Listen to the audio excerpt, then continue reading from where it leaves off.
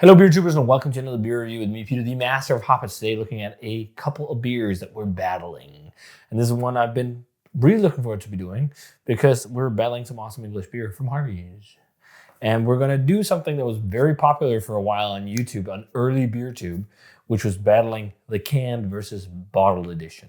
So today, we're trying to battle Harvey's breweries. Sussex Best Bitter in the can and in the bottle. So it's very new for Harvey's that they started canning. I think they have a canning company that comes and cans their beer, but it's very new for them. They've released some batches of cans so far. I think so far it's been Sussex Best, Pell's Pale Ale, Wharf IPA, and their Pilsner.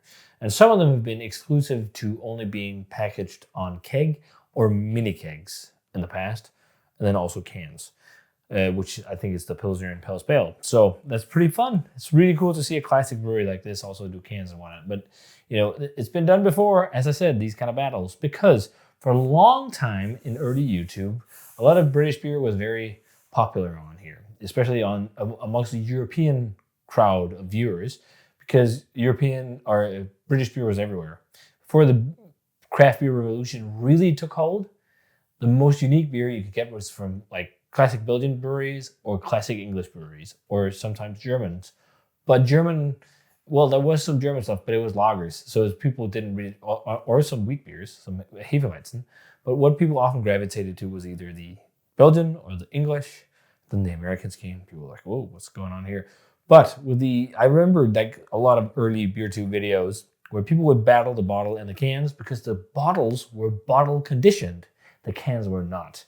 So the bottles had live yeast in suspension, meaning the character would be different. And then they often did battles, and often, most of the times, the bottle came out winning. Although cans are much better for preserving beer. They don't let in any sunlight. Oxygen levels are lower. Like crown caps will let in a little bit of oxygen over time. So in general, cans are just better for beer in terms of packaging. So I thought it would be fun just to try and battle these because, you know, it was a thing in the past. Although this is not bottle conditioned beer, Harveys do not bottle condition as far as I know. They don't talk about it. It used to be a thing that English brewers talked a lot about when they do. Also, once again, got to give 3 shout outs to the Wharf, Harveys, and Gary for making this video happen, because the Wharf supplied a glass I'm not using today because it's a battle, and Gary for being the proxy of getting the beers from Harveys to me, and Harveys for letting me make a mix box to try a nice broad selection of their range. Their beers have been terrific so far. It's so fun to drink them again. Sussex Best is just amazing. It's such a great bitter, and it'll be fun to try here in the can and bottle. What's interesting though, at first glance, I mean, this just looks like a modernized design. It's Harvey's Brewery in the back and whatnot. It just looks like Sussex Best, right? But one of the fun things, both are 4%, but this is the can goes into really detailed descriptions about the beer. The bottle does not. So here it says that it's one of their most famous beers. It's bitter with prominent hop character and things like that. But they also go into the ingredients. It's got maris otter, malted barley, dashes of crystal malt for balance, and the hops is the same as they used to say, a blend of 4 different local varieties. So yeah, it's interesting. And I recently had Albion Ale, which was fairly old, which was still a nice beer, but it was not as good as the fairly fresh bottle of Sussex Best I had. And I think it's a similar beer, if not the same, at least similar, because it's inspired by Sussex Best. So question is today, where do we start? I know the can is older than the bottle. So my gut says start with the can, do the bottle.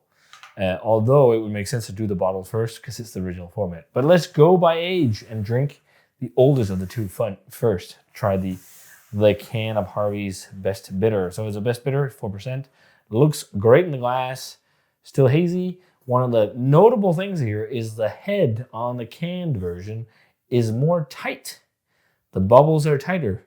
The bottle version is clearer, but it has more big foamy bottles and also like a lot of tight, small bottles clinging to the head on both beers. And maybe... No, the color is exactly the same. It just looks like one of them was a shade darker, but it's the same beer. Then it would just be age. But it looks like a nice glass of bitter, something I really miss sometimes these days. Let's check out the aroma on Sussex Best from the can. Oh man, it smells really nice. Although this is the older of the bunch. And this has been in my fridge ever since I got it. So really stewed fruitiness, marmalade, lots of stone fruit marmalade, but also a lot of citrus marmalade. Yeah, it just smells great. The crystal malt really boosts that marmalade character. It's got the spicy nuances, currants, citrus, maybe even hints of grapefruit. It smells great. Let's try it. Cheers.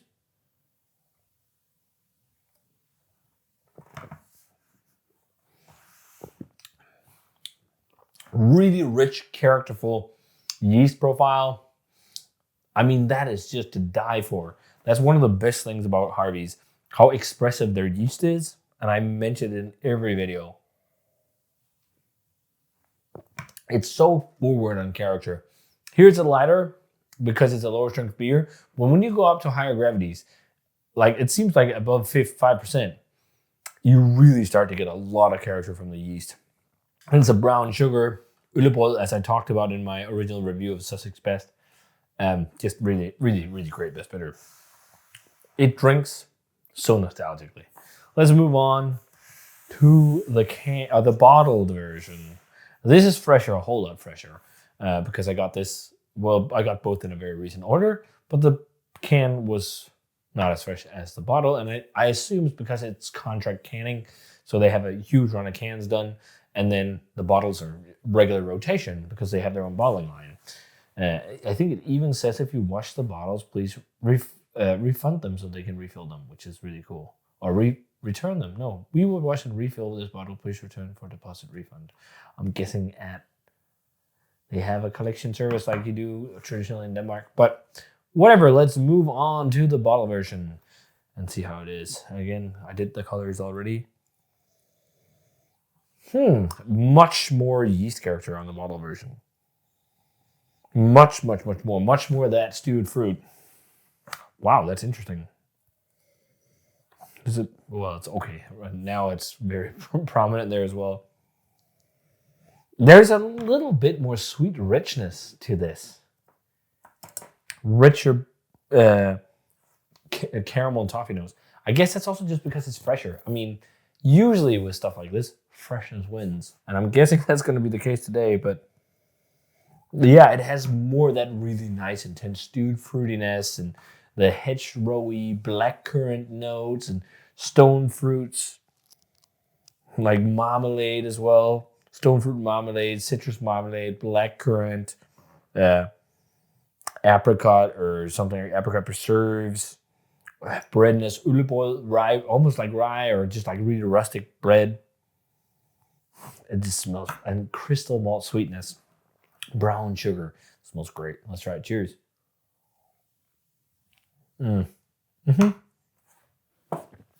Freshness wins. Freshness wins. Freshness wins. And freshness wins.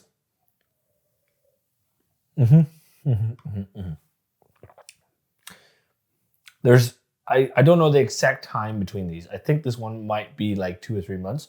And this one is from potentially November last year.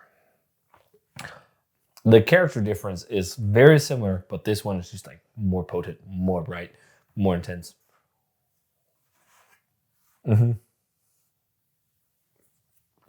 But bottles are not superior for packaging.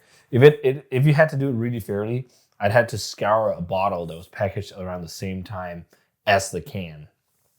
But that's never going to happen the way I've been getting these beers. It never will happen because I've been getting them, in crazy ways, proxied, shipped, and everything because of Brexit. Well, actually, a lot of UK companies did not ship to Europe in the past either, but this is really good. Like drinking Sussex Best, it feels like coming home. And that feeling you only get with a few beers. And you only get it with beers you started your craft beer, whatever journey on. The beers that you drank in the beginning, when you've been away from them for so long, it feels like it feels like coming home. It feels like coming home to your parents after being to college, whatever. Like coming home to mom's cooking or grandma's cooking or whoever. There's just something so comforting about it, which is amazing and nostalgic. And that nostalgia is really dangerous because sometimes nostalgia can not be for the better, it can be for the worse, and it's just a memory that's nice. Like for example, old video games you played as a kid, they were like amazing, and you're trying like, wow, they're trash, but they're great because you're a kid and you just got lost in the visuals or something. But this is not that. It feels like coming home. It feels so homey, and it's amazing, and it's truly something that you can't replicate with everyone drinking this. It's something that's unique for me drinking it and my beer experience here. Like you can only experience this coming home feeling and be like, oh man, I miss this. Like you can only be like that if it's been part of your journey and it's something you were excited about. And that just goes back to flavor being subjective.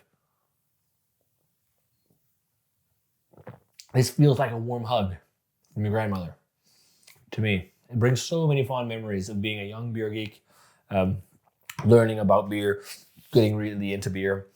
But it's not all nostalgia. Technical goggles. Like this is super well executed best bitter. And for me, Tom Paine is like one of their best beers. I got more of that in the second run. I just for drinking.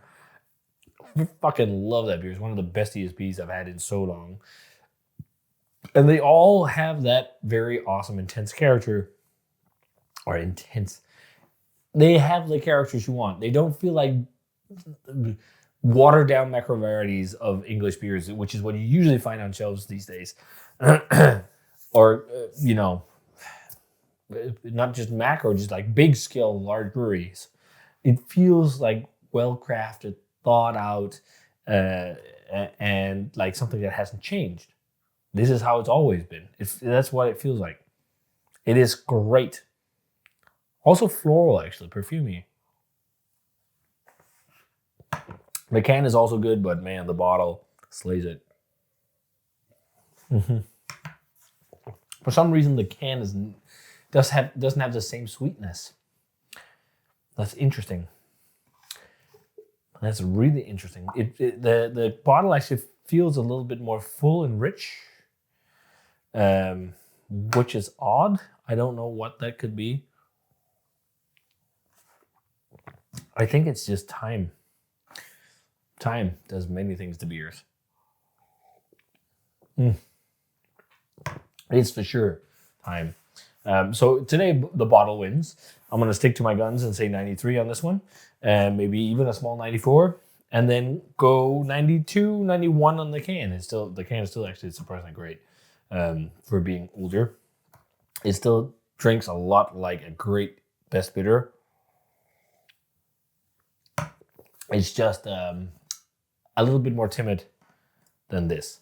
But yeah, so those grades and all this coming home and stuff like that, you gotta be into it to understand it as well. Like I think most people will have that.